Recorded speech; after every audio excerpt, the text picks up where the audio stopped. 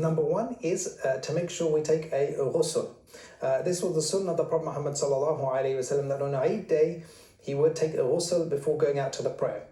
There are various ways in which you can do ghusl. I'll mention one way which is narrated and collected by Imam Bukhari and Imam Muslim, in which Aisha radiallahu anha narrates that the Prophet Muhammad sallallahu alaihi wasallam, the way he would do his ghusl is that he would wash his hands, number one, then he would wash his private parts, then he would do wudu, then he would pour water over his head 3 times, then he would start by washing the right side of his body and then the left side of his body.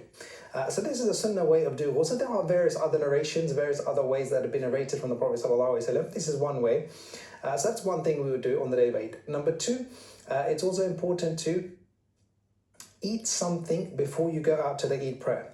We the Prophet Muhammad ﷺ mentioned in various hadiths such as collected by Abu Dawood that on the day for Eid al-Fitr, meaning the day of Eid, you've been fasting that month. On the day of Eid, it is not a day of fasting, so you eat something. And it was a sunnah of the Prophet ﷺ to eat some dates. If you don't have dates, not a problem. Anything sweet or anything at all of that nature. And then you would go out to the Eid prayer.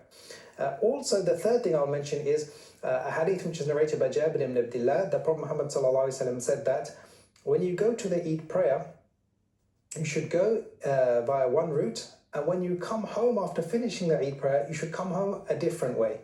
And the scholars mentioned that the reason for this is every single step or every place we have been on will testify for us on the Day of Judgment. So you'll have, a certain way that will testify for you the ground, and a certain way back. It also increases the likelihood of maybe you seeing other people, congratulating other people, and so on. So those are 3 things. There are many other things, but 3 things, inshallah, that we can do on the day of Eid.